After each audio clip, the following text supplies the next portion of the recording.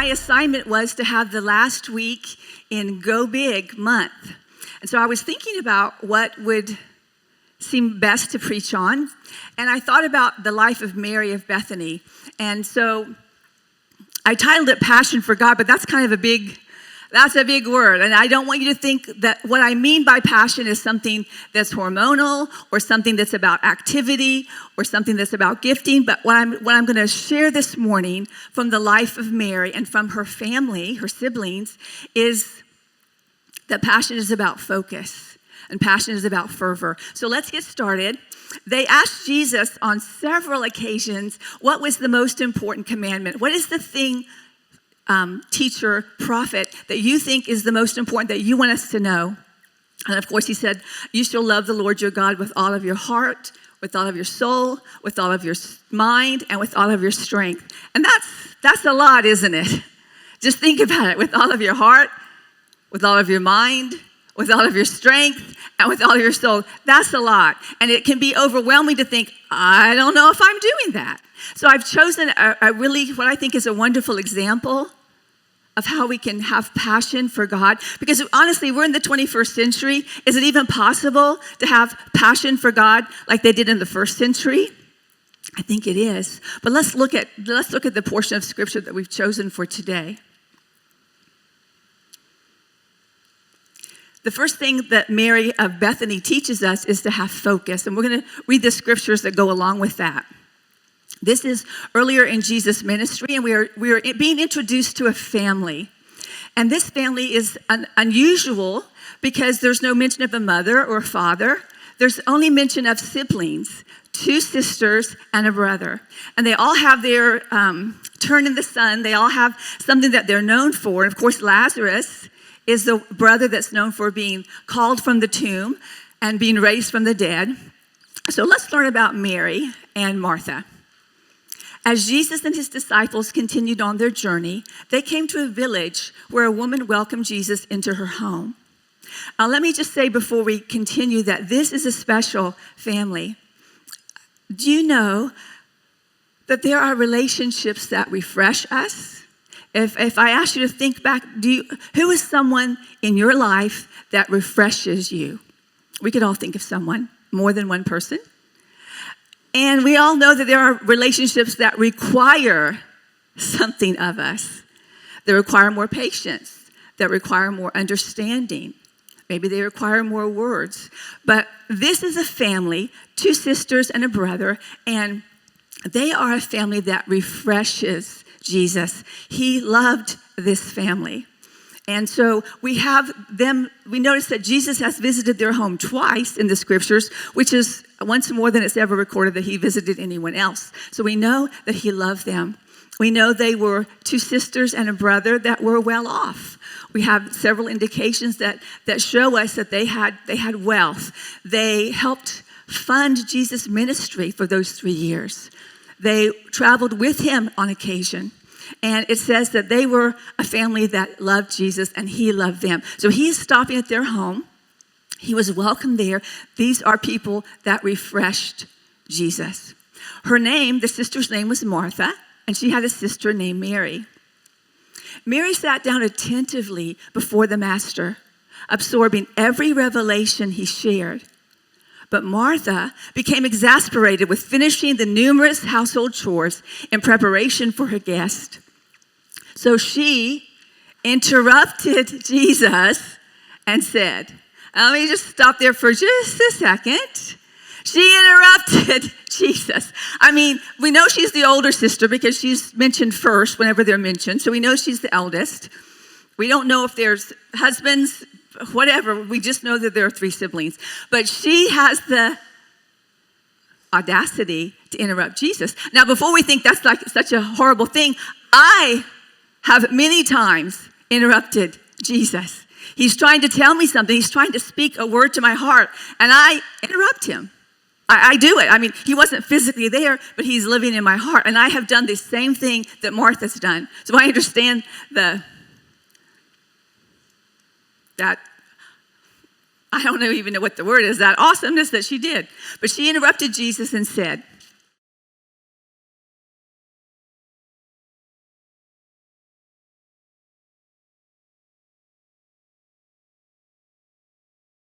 do we have here? Let's see. Okay. How many times does it seem unfair? You should tell her to get up and help me. Now, in this culture, women were expected to be the one serving. They were expected to be the one that fixed the food. They were expected to be the one that served the guests. There was no buffet. There was no serve yourself. This was a culture where the women served the men. And before you think, that was a great idea, it had its problems too. So she's saying, Jesus, look, this isn't right. I'm doing all the work. And of course we know that people had to be fed. When people came to your home, one of the signs of honoring someone is that you gave them a meal, that you served them a drink, that you washed their feet, that you honored them. So Martha is running around doing all this stuff that needed to be done. Was she doing unnecessary work? No, she was doing necessary work. She was doing work that would honor the guest. But what has Mary done? And what does Jesus do? The Lord answered her, Martha, my beloved Martha. He hides his irritation well. He probably wasn't even irritated with her because he takes the time to reconnect that relationship. He doesn't seem bothered by the fact that she's interrupting him. Why are you upset and troubled, pulled away by all these many distractions? Mary has discovered the one thing most important by choosing to sit at my feet. She is, what? Undistracted. And I won't take this privilege from her. When I saw that word, now you sometimes when you're having your devotions, you'll read different translations and it brings out different things, different threads. But when I saw that word, it pierced my heart because I thought this to me is where we are in our culture today. I mean, there are many other things we could say about where we are in culture, but to me, being distracted is at the heart of it. And for my own self, I know just sitting down to pray, you have a list of things that you want to pray about, and you start, and you don't even say 5 minutes. I'm saying 1 minute. I find my mind wandering to something else. So you refocus, and you go to the next thing on the list, and my mind wanders, and I don't think it's just me. I had an insurance company contact us and say, your auto insurance is going to be going up. I'm like, we haven't had any tickets. We're older drivers. We're not. And they said, well, it's not you, it's us. Of course, it's not you, it's me speech. But they said, because there's people driving without insurance now, and that's raising the prices. He said, but there are so many distracted driving accidents. It have skyrocketed that it's making everyone's insurance go up. So distraction is not just, it's in every area of our life. But Jesus is saying, look, I'm commending this. Now, Mary, of course, has done something that is very unheard of. She was actually sitting at the feet of Jesus. She's sitting among men, and in that culture, in that day, that was you didn't do that. But Mary was undeterred by convention, and she's broken into that barrier. And you think Jesus would fuss at her and say, well, convention says, in this culture, and I haven't set you women free yet, and da-da-da. No, he said she has chosen the best thing. One version says she has chosen the better part. But I love this. She is undistracted, and I will not take this from her. And I love that. I absolutely love that about Jesus. And I think, Lord, this is my focus on you. My being undistracted is what you want. You want my attention. I need your attention. And what says passion for you is my undivided attention. She chose the most important thing. The second thing I noticed that she did is at the end of Jesus' life. Now, he's very, very near. When he knows this coming, the disciples, of course, are still like, what does he mean? But it's near the end. And so he has once again come to the home of a family that refreshes him. They're sitting around. And we're going to read it first, and then we're going to think about what's happening here. 6 days before the Passover celebration began, Jesus arrived in Bethany, the home of Lazarus, a man he raised from the dead. A dinner was prepared to honor Jesus. Martha served, and Lazarus was among those who actually ate with Jesus. Now, at some point during the evening, it doesn't say when, But it does say that Mary left the room and got a 12-ounce jar of expensive perfume, and she anointed Jesus' feet with it, wiping his feet with her hair. The house was filled with the fragrance. I don't know if this was her perfume to pour. All I know is she poured it all out on Jesus' feet. Now, it was very customary to anoint the guest's feet with a perfumed oil. That was not unusual.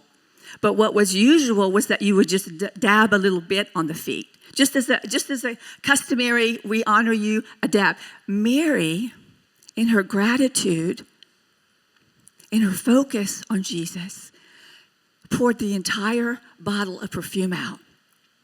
And you can imagine that once again, Mary is causing a commotion. Judas Iscariot, the disciple that would soon betray him, said, "That perfume was worth a year's wages. It should have been sold and the money given to the poor." Not that he cared for the poor. He was a thief. And since he was in charge of the disciples' money, he often stole some for himself. Jesus replied, "Leave her alone. She did this in preparation for my burial. You will always have the poor among you, but you will not always have me." Mary, her passion for the Lord, her devotion to Jesus is embarrassing to the other disciples. Let's just be honest. Sometimes when we see people that are devoted to God in a way that looks different than the way I'm devoted to God, it makes us uncomfortable. And it says that in another gospel, in Mark's gospel, it says some of those present were saying indignant to each other, "Why this waste of perfume? It could have been sold." And it said that they rebuked Mary harshly. Now think about it. The men that are serving God, following Jesus, devoted to Jesus, the men that are following him are now criticizing Mary for her devotion. It says they criticized her harshly. Why would they do that? It made them uncomfortable. It held up a mirror to their own devotion. It's interesting. I was, as you all know, I was raised in the church, and I've been in the church all of my life, and I've heard it said many, many times, "Why this waste of talent?" You see someone that's very talented, very gifted, that God has clearly gifted them, and the reaction is, "Why are you wasting that gift in the church? Why don't you go to Hollywood? Why don't you go to Broadway? Why don't you go to," as if that is some kind of pinnacle of anything. Why this waste? Why this waste of your ability to teach? Why this waste of your money? Why this waste of your time? Sometimes that can be my attitude. When I see someone serving God diligently, differently than me, why are you wasting your time on that? Different ministries. Because it's not a ministry that I'm gifted or I'm not called to. Why are you wasting your time doing that? Gathering food for the poor, adopting babies, all the things that we do here, we have to know that God has given that person a passion and a devotion for him, and it shows in their gifting. Why this waste? I know we've heard that said many, many times about Sarah. Why is she wasting her talent dancing in the church, teaching in the church? My mother-in-law, where's my husband? My mother-in-law, she's not here, bless her. She always said that. She didn't understand that wanting to honor God, wanting to give him our best was the highest thing we could do. But in her mind, she had this old way of thinking like Hollywood is some kind of something, and you should be doing it on Broadway. Why are you wasting, she actually said that, why are you wasting your time at church? It's not any different than the disciples. Why this waste? Mary understood that out of her overflow, out of her gratitude, just imagine what he's done for this family. Her brother taken sick and ill, buried. Jesus resurrected him. Her heart is filled with gratitude for this man and what he's done for her. So while they're rebuking Mary, Jesus rebukes them. I don't know if you've ever had the Lord rebuke you. I know I have. And I remember the first time, it's been a couple of decades ago, but it was not the last time he's rebuked me.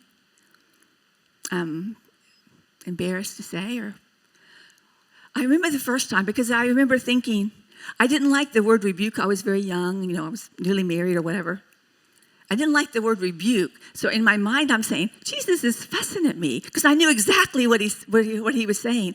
And there was a thing with the church, and my husband was working with this couple, and they had problems, and he was working with them. And I'm thinking, he's spending too much time helping them. He needs to be home with his own kids. And of course, I had as we used to say in the South, a bee in my bonnet about it. So I was going on and on. And Mark was doing what he thought he should be doing. But no. I knew what he should be doing. And I wasn't shy about telling him. That bee was just a buzzing. You know how sometimes you get all riled up and sure that you're right. But it takes one word from the Lord. He spoke to my heart. It was very, very clear. He said, he is my servant first.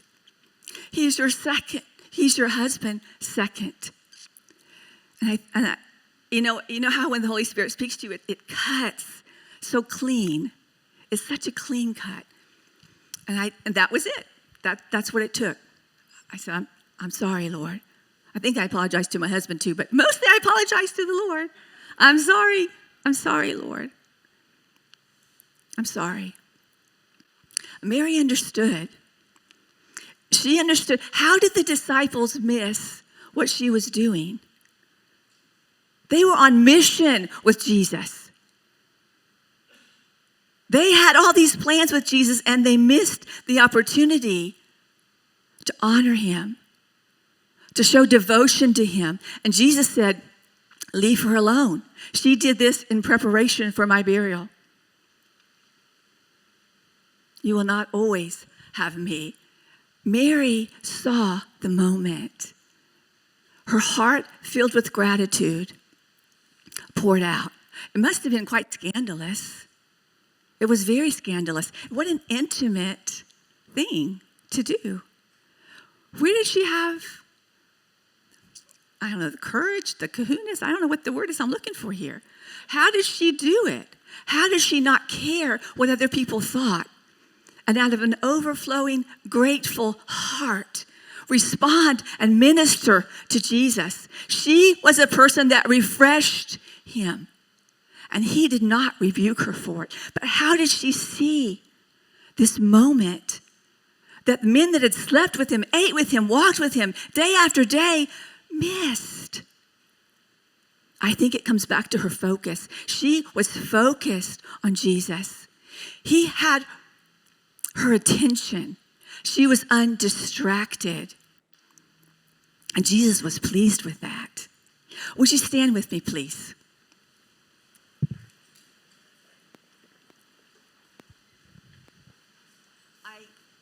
I understand the disciples more than I care to, because I imagine that in that room, in that moment, when she does that intimate, the touching of a man, even we're talking about his feet here, people, but that was still not done.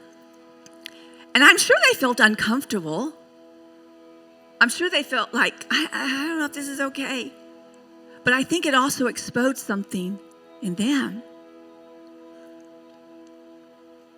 They saw that she noticed something about Jesus. And as we end this month of Go Big,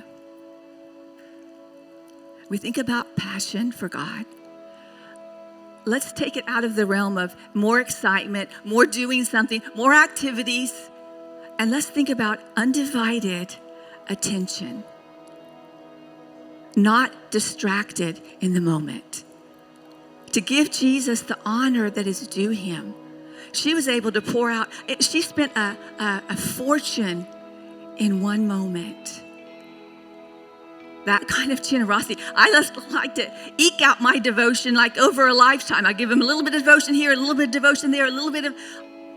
She, in a moment, was extravagant because she recognized, she realized, she remembered, she recounted, she recalled what he's done for her family and for her.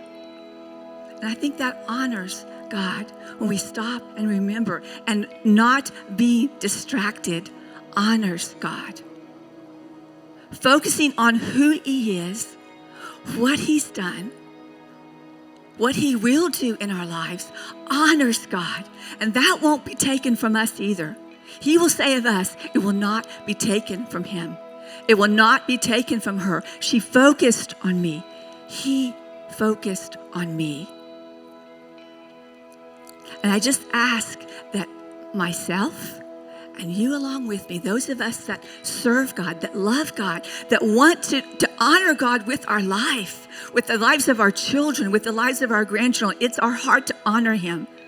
But are we distracted?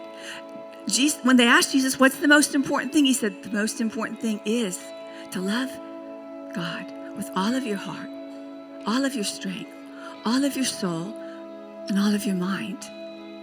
And we can start that journey by giving him the honor of attention, not being distracted. Pastor Peter is going to come out and join me and lead us in prayer. I just want to say that religion will always criticize passion. It'll always be critical of someone's passionate response to Jesus. But Jesus said, leave her alone. She's doing something that you have missed, but she has discerned it.